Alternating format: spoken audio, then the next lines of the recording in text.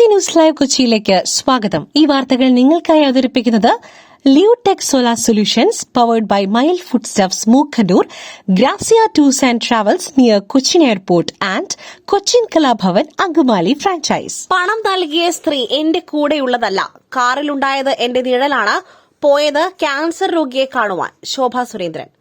Palakkad BJP പ്രവർത്തകർ വോട്ടർമാർക്ക് പണം നൽകുന്നതായ ആരോപണത്തിൽ വിശദീകരണവുമായി ശോഭ സുരേന്ദ്രൻ. പണം നൽകിയ സ്ത്രീ എന്റെ കൂടെയുള്ളതല്ല, കാറിലുണ്ടായത് എന്റെ നിഴലാണ്, കണ്ണാടിയിൽ പോയത് ക്യാൻസർ രോഗിയെ കാണുവാൻ. കെട്ടിച്ചമച്ച സംഭവമാണ് നടന്നതെന്നും പിന്നിൽ വൻ ഗൂഢാലോചനയുണ്ടെന്നും തെളിവുകൾ പുറത്തുവിടുമെന്നും ശോഭ സുരേന്ദ്രൻ വ്യക്തമാക്കി. തന്റെ കാർ കോൺഗ്രസ് പ്രവർത്തകർ പിന്തുടർന്നു, അത് ചോദ്യം ചെയ്യുകയാണ് ചെയ്തത്. വിനേഷ് എന്നയാളാണ് കാർ ഓടിച്ചിരുന്നത്. ഒപ്പമുണ്ടായിരുന്നയാൾ സഭ്യമല്ലാത്ത രീതിയിൽ ആംഗ്യം കാണിച്ചു. ഇതാണ് താൻ ചോദ്യം ചെയ്തതെന്നും ഒരു സ്ത്രീ കണ്ടാൽ വേദനിക്കുന്ന രീതിയിൽ ആരു പെരുമാറിയാലും ചോദ്യം ചെയ്യുമെന്നും ശോഭ സുരേന്ദ്രൻ മാധ്യമങ്ങളോട് പറഞ്ഞു. യാത്രക്കാരുടെ ശ്രദ്ധയ്ക്ക്, ദേശീയപാതകളിലെ ടോൾ പ്ലാസകൾ ഡിജിറ്റലാകുന്നു. Digital payments only.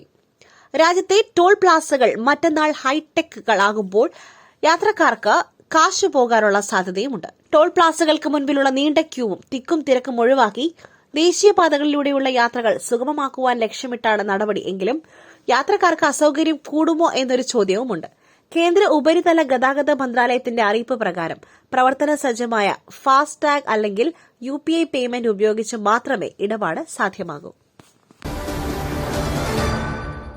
2 ആഴ്ചത്തെ താൽക്കാലിക വെടിനിർത്തൽ വിപണികൾക്ക് വൻ ഊർജ്ജം.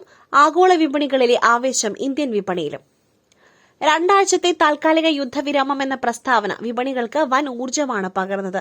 ആഗോള വിപണികളിലെ ആവേശം ഇന്ത്യൻ വിപണികളിലും പ്രതിഫലിച്ചു.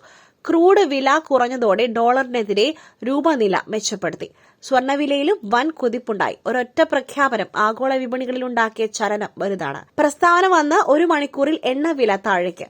ബാരലിന് $110 മുകളിൽ നിന്ന ബ്രെന്റ് ക്രൂഡ് വില 14% കുറഞ്ഞ് $94 ഇറാൻ റഷ്യൻ എണ്ണയ്ക്കുള്ള ഉപരോധം പിൻവലിച്ചത് വിപണിയിലേക്ക് എണ്ണ ഒഴുകും എന്നാണ് പ്രതീക്ഷ.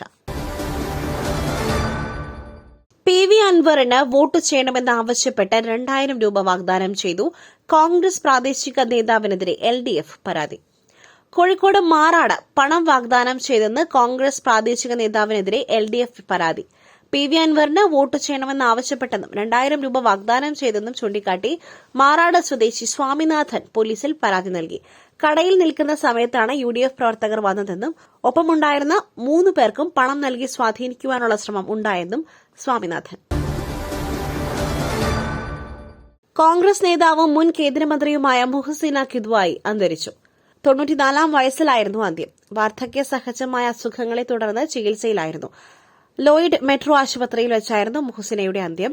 കോൺഗ്രസ് അധ്യക്ഷൻ മല്ലികാർജ്ജുന ഖാർഗെ, ലോക്സഭാ പ്രതിപക്ഷ നേതാവ് രാഹുൽ ഗാന്ധി ഉൾപ്പെടെയുള്ള നേതാക്കൾ അനുശോചിച്ചു. പുട്ട് രുചികരമാവണമെങ്കിൽ മയിലിന്റെ പുട്ടുപൊടി തന്നെ വേണം. അതിന് ചെമ്പാപ്പുട്ടാണെങ്കിലും അങ്ങനെ തന്നെ. മയിൽ റൈസ് ആൻഡ് ഫുഡ് പ്രൊഡക്ട്സ്, ശ്രേഷ്ഠം സമ്പുഷ്ടം. നികേഷ് കുമാറിന്റെ ചോദ്യങ്ങൾക്ക് AKG സെന്ററിലെ പ്യൂൺ മറുപടി നൽകും. വയനാട് കോൺഗ്രസ് പുനരധിവാസ പദ്ധതിയിൽ പരിഹാസവുമായി VD സതീശൻ.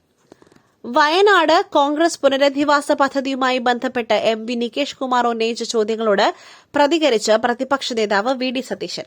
തന്നോട് ചോദ്യം ചോദിക്കുവാൻ ആരാണ് നികേഷ് കുമാർ എന്ന് ചോദിച്ച സതീശൻ, നികേഷ് കുമാർ AKG സെന്ററിലെ പ്യൂണിനോടോ അറ്റൻഡർമാരോടോ ചോദ്യങ്ങൾ ചോദിച്ചാൽ മതിയെന്നും VD സതീശൻ പറഞ്ഞു. CPIMന്റെ ഉത്തരവാദിത്തപ്പെട്ട നേതാക്കൾ ചോദിച്ചാൽ മറുപടി പറയും. നികേഷ് കുമാർ AKG സെന്ററിലെ പ്യൂണോടോ അറ്റൻഡറോടോ ചോദിക്കണമെന്നും അദ്ദേഹം പറഞ്ഞു. ലൈംഗിക അതിക്രമ കേസ് സംവിധായകൻ രഞ്ജിത്ത് ജയിലിൽ തുടരും. ലൈംഗിക അതിക്രമ കേസിൽ സംവിധായകൻ രഞ്ജിത്ത് ജയിലിൽ തുടരും.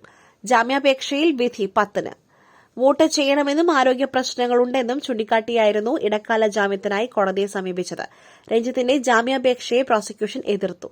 വോട്ട് ചെയ്യുവാൻ അവകാശമുണ്ടെന്ന് പറയുന്നത് 1951 ആക്ട് പ്രകാരം ശരിയല്ലെന്നും ജയിലിലുള്ളയാൾക്ക് വോട്ട് ചെയ്യാൻ അവകാശം ഇല്ലെന്നും പ്രോസിക്യൂഷൻ വാദിച്ചു.